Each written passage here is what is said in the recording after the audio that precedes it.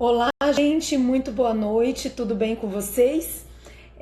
Demorei um pouquinho aqui para voltar e fazer uma live, mas aí agora eu tive um tempinho e decidi falar um pouquinho aqui com vocês a pedidos de algumas pessoas que estão indo para a fase de sentença, vão fazer prova discursiva e prova de sentença lá no TJ do Pará. E aí quem estuda para magistratura já vai se beneficiar também dessa live, que eu quero falar um pouquinho então como você deve fazer uma boa prova de sentença quando você chega nessa etapa aí. Então a gente lembra que a prova da magistratura, ela vai começar com uma prova objetiva, uma provinha de marcar X, logo em seguida ela vai ter a prova discursiva de perguntas e respostas, e aí a terceira etapa a gente vai ter uma prova então de sentença. Nessa prova de sentença, e aí eu falo para vocês como examinadora do CESP que fui durante muitos anos e durante bastante tempo eu elaborava provas de sentença e corrigia essas provas. Então eu quero falar para vocês assim o que vocês precisam fazer para se saírem bem numa prova de sentença. Bom, a primeira coisa muito importante é você lembrar que o juiz ele tem que decidir. Então é muito importante que você passe para o examinador essa sensação, essa confiança de que você sabe decidir aquele caso que está colocado para julgamento. Nem sempre a pessoa acertar ou errar aquela sentença vai ser definitivo. Por exemplo, no meu concurso de juiz, caiu uma questão, uma prova, de sentença que era para decretar a falência de uma empresa. E eu efetivamente decretei a falência dessa empresa. Então eu acertei a questão em si da sentença. Mas outras pessoas que foram aprovadas e bem classificadas erraram, não decretaram a falência, mas ainda assim foram aprovadas. Por que isso? Porque conseguiram passar para o examinador essa segurança de saber decidir o caso, de saber resolver o incidente. Então, mesmo errando às vezes o que é a resposta ideal, você consegue uma aprovação na prova de sentença. Então, eu coloquei aqui alguns tópicos, quem puder anotar, do que você deve fazer numa prova de sentença. Bom, a primeira coisa que você tem que ter muita atenção é se você vai precisar ou não vai precisar fazer o relatório. Algumas bancas exigem que você faça o relatório e outras já trazem a questão no formato de um relatório e vão colocar lá claramente que é dispensado o relatório. Então perde um tempinho na sua prova para já identificar isso, porque se não precisa de relatório e você fizer, você está perdendo um tempo precioso. Por outro lado, se precisar de relatório e você não fizer, a chance de você ser desclassificado aí, de você perder uma pontuação muito grande, porque você está perdendo um dos requisitos essenciais da sentença, vai ser bastante grande então. Bom, então é a primeira coisa. Segunda coisa, quando você começa a ler o caso ou o relatório, você precisa já ir identificando o que vai ser trabalhado. Então, por exemplo, você está lendo lá na prova de sentença que a pessoa tem 18 anos, aí você já circula 18 anos. Você está lendo lá alguma coisa sobre a prescrição, já circula a prescrição. Então você já vai lendo o caso, lendo o relatório, com um olho no que você vai escrever, já vai sublinhando, já vai pensando no que pode ser utilizado. Lembrando que o examinador ele não vai colocar nada à toa. A maioria do que ele está colocando ali na sua questão de sentença é para ser tratado na sentença e vai estar na planilha de correção depois. Então fica muito de olho nisso, de aproveitar cada uma das informações que são colocadas ali. Depois que você leu, e já lê, não perde tempo lendo, só lendo não, já lê marcando mesmo. Depois disso, você vai montar o esqueleto da sua sentença. Então, quando você vai montar o esqueleto da sua sentença, você tem que pensar que isso tem que ser uma coisa muito rápida. Você não vai ter tempo para fazer um rascunho total, um rascunho elaborado. Você vai tão somente conseguir fazer o esqueleto da sentença. Nesse esqueleto é muito importante você pensar em 3 coisas. Olha só. Primeira coisa, brainstorm. O que é isso? É a chuva de ideias. Então, tudo que você leu naquela questão e que você sabe que você pode colocar, Por exemplo, é uma rescisão de contrato pedindo que seja devolvidas parcelas pagas e também paga comissão de corretagem, etc. Coisa que a gente vê muito nas varas cíveis. Já se você lembrou que tem um recurso repetitivo da STJ, já anota, recurso repetitivo. Você lembrou que tem a questão do pacta sunt servanda no Código Civil. Você já coloca pacta sunt servanda, você vai colocando tudo que você lembrar dentro desse esqueleto aí da sentença.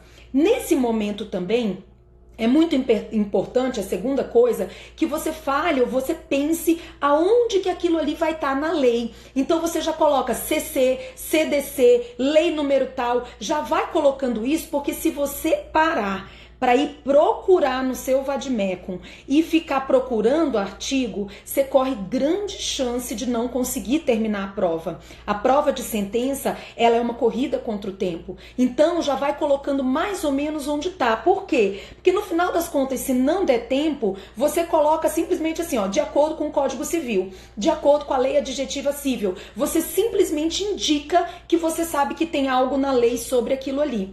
E o terceiro aspecto é que é o momento também de você pensar em jurisprudência, porque uma boa sentença, seja civil, seja criminal, ela vai ter que falar da lei, da doutrina e da jurisprudência. Então você dá um jeito de indicar artigos de lei, de citar alguma coisa doutrinária e de falar de jurisprudência, preferencialmente súmula, mas se eventualmente você não sabe se tem uma súmula sobre aquilo, você coloca assim, ó, de acordo com o entendimento consolidado deste tribunal, de acordo com o entendimento do STJ. É direito, né, gente? Direito tem entendimento para todo lado. Então, se não deu, pelo menos menciona alguma coisa de tribunal que o examinador certamente não vai ter tempo de ir lá procurar naquele tribunal se tem exatamente o que você colocou e você já ganha um pontinho porque você falou de jurisprudência. Então, não deixa de falar de jurisprudência.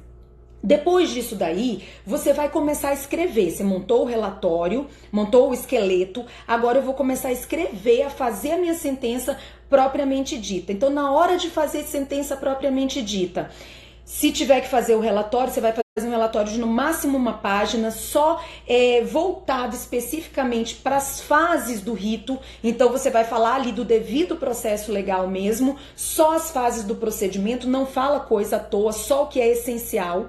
Em seguida, você vai para a fundamentação. Na fundamentação, a dica que eu te dou, seduza o examinador. Ele está corrigindo um monte de sentença. A chance de que todas as sentenças acertem ou vão para o mesmo rumo é muito grande. Ninguém vai para uma prova de sentença sem estudar. Então, seduza o seu examinador. Como é que você vai seduzir o seu examinador? Não sei, você que lute. Eu vou te contar como era a minha luta. Eu citava, quem é meu aluno aí sabe disso, eu citava sempre umas frases de efeito que eu decorava de alguns autores. Por exemplo, eu decorei do Canotilho, que ele falava assim que a Constituição era um sistema aberto de regras e princípios. Então eu começava todas as minhas sentenças com essa frase. Segundo JJ Gomes Canotilho, a Constituição é um sistema aberto de regras e princípios. Nesse passo eu ia falar qualquer artigo, qualquer princípio, eu já estaria naquela onda ali, naquela vibe de falar de regras e princípios. Então mostre para ele logo no início que você está além dos outros, que você não vai citar só a lei, que você tem uma bagagem doutrinária e de preferência de doutrinadores bons, doutrinadores muito respeitados, assim, você coloca uma frase ou coloca uma ideia, inventa se tiver que inventar, enfim, mas tenta de repente montar já nas suas práticas, nos seus treinos, montar isso daí. Como é que eu vou seduzir o examinador no sentido de mostrar para ele que eu sou um candidato, que eu sou uma candidata diferenciada? É no momento da fundamentação que você faz isso, e você faz isso logo no início da fundamentação, que é para ele já brilhar o olhinho, sabe, de emoção, e já ler a sua fundamentação de uma maneira diferenciada do que ele vai ler de todo o resto dos examinandos ali, tá? Bom, a fundamentação também é esse momento do tripé, que você vai ter que falar da lei, da doutrina e da jurisprudência. Não deixa de fazer isso, mesmo que você não saiba. Você não sabe qual é o entendimento dos tribunais sobre isso, você não sabe qual é o artigo da lei, e você coloca lá. Você diz, olha, conforme previsão legal, conforme entendimento jurisprudencial, embasa a sua decisão, embasa a sua sentença. Depois disso, e uma coisa, cuidado com as palavras. Penso, entendo, não usa a palavra que fragiliza a sua posição de juiz de decidir. O juiz, ele tem que decidir. Então, se o juiz fica colocando eu acho que, eu penso que, eu entendo que, isso fragiliza a gente. Juiz não tem que pensar, juiz não tem que achar, juiz não tem que ter, concordar, ele tem que decidir. Então, quando você colocar, ao invés de você falar assim, ó, entendo que cabe razão ao réu, você coloca cabe razão ao réu. Penso que a defesa tem razão, você tem razão a defesa quando diz isso assim. Assume uma postura decisória, vai para sua prova com a toga imaginária de decidir as coisas de maneira firme ali. Mesmo que você erre, você não deixa aquilo de forma insegura, você demonstra que você sabe resolver aquele problema que foi colocado ali para você. Por fim, na hora de falar do dispositivo, quando você chega ali no dispositivo, o dispositivo é o que vai transitar em julgado. O seu dispositivo, ele tem que ser uma obra-prima, seja numa sentença penal, em que você está condenando o réu como incurso no artigo tal, como numa sentença civil, em que você está julgando procedente ou improcedente o pedido, você tem que fechar com chave de ouro aquilo ali. O dispositivo, quando eu era examinadora, eu gostava de começar a corrigir pelo dispositivo. Primeiro, que eu já sabia se ele tinha acertado ou não o que eu queria. Segundo, que eu já via se ele tinha fechado tudo. Numa sentença civil, por exemplo, se ele estava dispondo sobre honorários, se ele tá dispondo ali sobre custas, sobre correção monetária, juros de mora, se tá tudo fechadinho. Então, muita atenção no dispositivo. Você já tá cansado, mas esse dispositivo tem que ser a sua obra-prima na sentença. Por fim, mas não menos importante, se você está fazendo uma sentença criminal, a dosimetria da pena, que é aquela hora que você não aguenta mais, porque você terminou a sentença, você decidiu todos os crimes, o que vai condenar, o que não vai condenar, e você trata de fazer uma respiração bem profunda, porque ali é onde vai separar quem vai passar de quem não vai passar.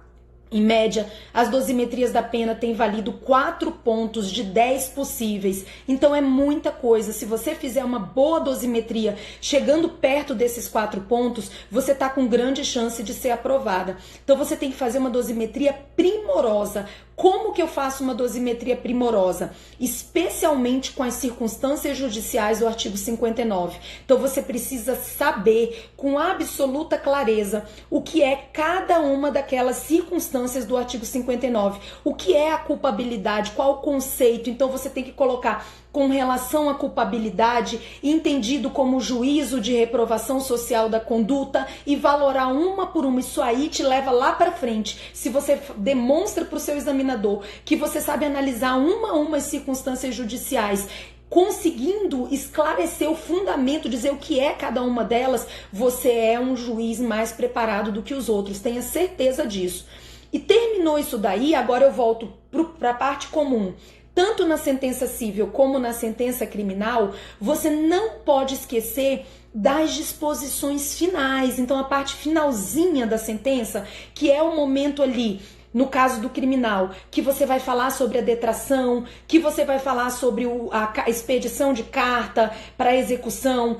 No caso do civil, que você vai falar o que acontece após o trânsito em julgado, essas disposições finais. E você, como que você vai saber disso? Para com essa bobagem de ficar decorando quantos pontos. Eu acho isso assim, eu ia ficar doida com isso. Eu tenho que escrever 20 pontos. Aí eu esqueci um dos pontos, eu vou surtar, porque eu não sei o que foi que eu esqueci e eu vou ficar travada naquilo. E às vezes aquilo ali nem é algo tão importante. Pensa na sua sentença como algo que precisa decidir uma causa. Se a sua sentença decide bem uma causa e ela está completamente pronta para ser executada, ela vai ser uma boa sentença. Então, o que você precisa fazer é deixar essa sua sentença exequível para que ela comece a ser executada tanto na execução penal como no próprio juízo civil, então você precisa fechar todos os aspectos. Não fica louco com um detalhezinho ou outro, fica pensando no total, gente, de você ser bom, de você fazer efetivamente uma diferença naquela sua prova de sentença ali. E aí faz essas disposições finais pensando nisso. Peraí, para executar essa sentença criminal, o que eu preciso ter aqui? Não, então eu preciso expedir carta de guia, eu vou precisar encaminhar ao TRE a comunicação, eu vou precisar... Então lembra do que ela precisa para ser executada. Se você fizer isso, você vai saber raciocinar como um juiz precisa raciocinar.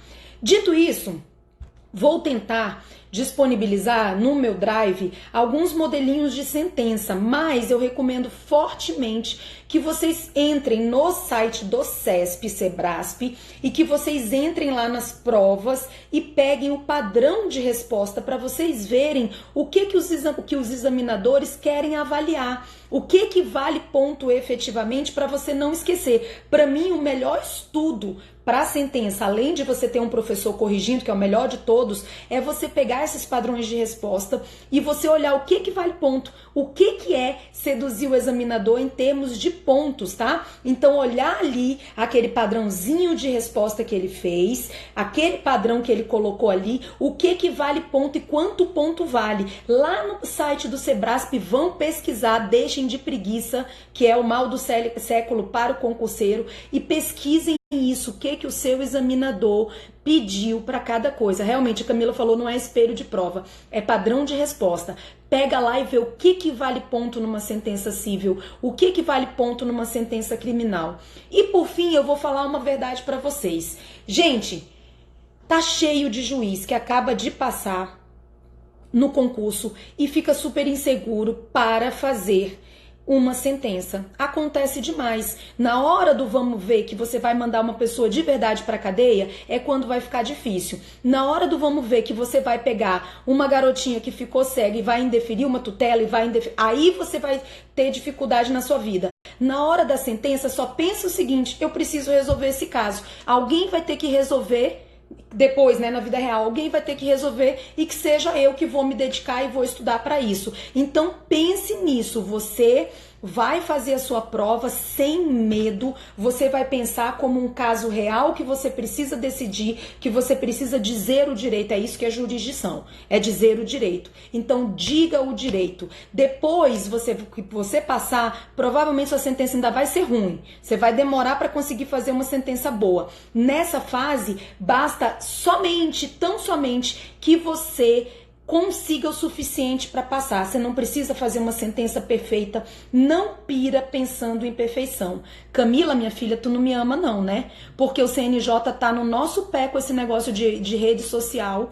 A Loman nos proíbe de ficar falando dos nossos casos, e tu quer que eu faça uma live contando dos meus casos, né? Aí olha só, o Rodrigo tá aí, já vai ser ele mesmo que vai me botar no CNJ.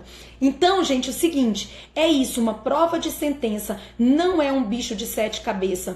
Passa muita gente que não sabe fazer sentença efetivamente, mas que estudou o suficiente para fazer aquela prova, e vai dar tranquilamente para você passar quando chegar lá. Eu fiz essa live pensando no pessoal que está indo para o concurso da segunda fase e da prova de sentença do TJ Pará, mas isso já fica para vocês aí pensarem quando chegar o momento de vocês, porque quando chegar a gente nunca está preparado, a gente sempre está no desespero. Espero que vocês tenham gostado. Minha vozinha já tá aqui meio ruinzinha de novo, com rinite atacando de novo. Fiquem com Deus e até a próxima.